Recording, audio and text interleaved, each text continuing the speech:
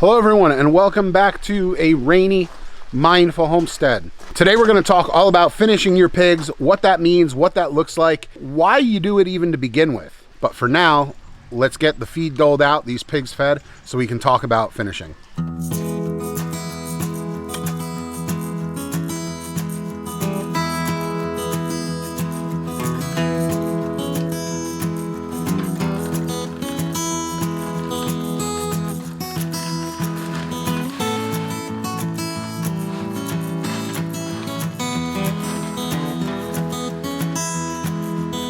So to fully get into the topic of finishing pigs, you need to kind of know first up, I guess, what finishing a pig actually is. In a nutshell, finishing a pig is giving that pig a higher dose of carbohydrates toward the end of its life, usually within the last month before processing, than you were feeding it earlier on in its lifespan.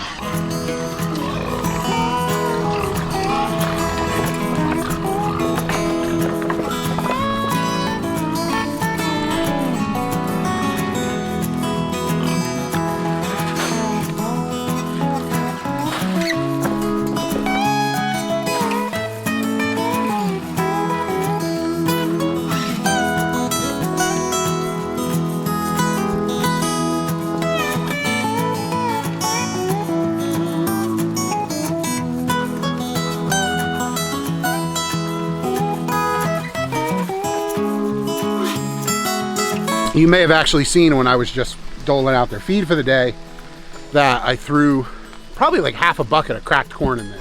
And it's important to know I'm not feeding that cracked corn throughout their entire life. That's just during the finishing stage. Today I used cracked corn, but it could be apples, it could be pumpkins, it could be squash, it could be acorns. What it really comes down to is when you're finishing, you're trying to get some extra carbs into those pigs every day. And you might be wondering why you can't just do that throughout the entire life of the pigs. So the problem feeding those pigs those carbohydrates throughout their entire lifespan is if that's the route you choose to go, you're going to develop a really large fat cap on top of your meat, and that's just how your pork is going to end up. The pig is not going to put effort into developing lean muscle, which is what protein is good for. It's going to take those carbs, it's going to put them on fat, and you're going to have a 300 to 350 pound pig with like 3 inches of fat on its back. And if you're looking for a pig to produce lots of lard for you, that's not such a bad thing.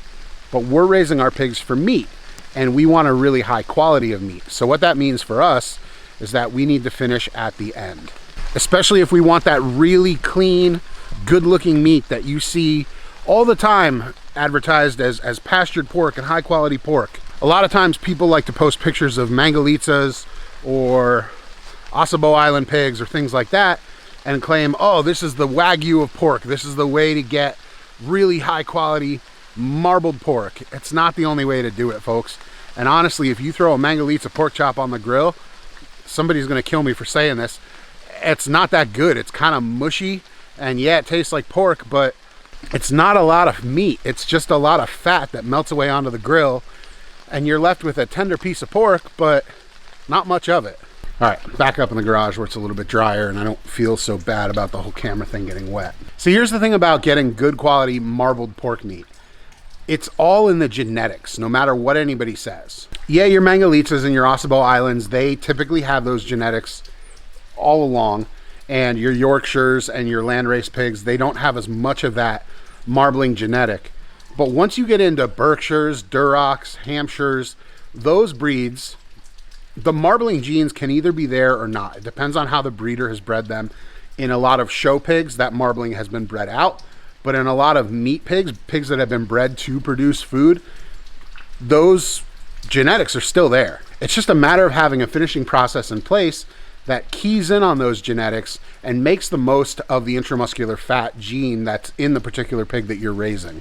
With our pigs, the way we set it up is I know that the genetics are there for great marbled meat to come out of them. I just need to nurse it along, let them build lean protein throughout most of their growing season, and then puff that fat up inside the muscles toward the end. Think of it this way. If you're trying to get a high amount of good quality meat, you need to build that meat first. You can't just feed the pig milk and corn and really whatever you can get your hands on. Bread is a big one. Tons of people feed their pigs bread, and that's just no good. We won't even finish on bread because I don't like the quality of the fat that that produces. But think of it as building like a loving, happy home with a family inside that loves each other and thrives. If you don't build the house first physically, you're not going to have a place once you throw the family in it to thrive. And then they're going to get bummed out and they're not going to be happy because they're living with no privacy. You can see from room to room. There's no insulation, so they're going to get cold. It just doesn't work. Feeding your pigs a healthy, complete diet through most of their lifespan, and then adding in the goodies at the end that usually come for a lower price, because corn is cheaper than pig feed. Apples can be free if you know where you get them. If you want to finish with milk at the end, by all means, go for it. We don't, but some people do. You just want to make sure not to feed it at the beginning of their life. This is what your pigs should be eating, or something like this, for their entire life when they're with you, up until maybe the last month. Rain slowed down just a little bit. Let's get back up here, and I like to make sure I can see everyone eating and nobody's getting pushed off anything. If you want to get donuts or bread and supplement a little bit here and there, fine. That's all your prerogative. But you really want to concentrate on building that lean muscle. And then when you get into the last month and you're into the finishing process, that's the star that goes on top of the tree there. There is one pig, Dobby, that I've mentioned in a previous video, who was not putting on the weight that I had expected from him. There's nothing that we can find wrong with him, except that I suspect it's just a case of, like I said before, genetics gone slightly awry. You can actually see Dobby right here, and then some of the other pigs.